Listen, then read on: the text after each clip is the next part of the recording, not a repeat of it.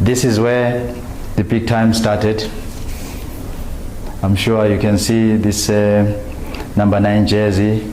This is a Coventry shirt. It has never been washed for 15 years, and it's a hat-trick shirt against Liverpool at Anfield. So you can imagine that's where, and how big this jersey was.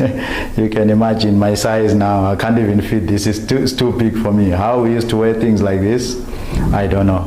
My next team after Coventry, who gave me a first professional contract, and I spent a lot of years there, 7 years almost.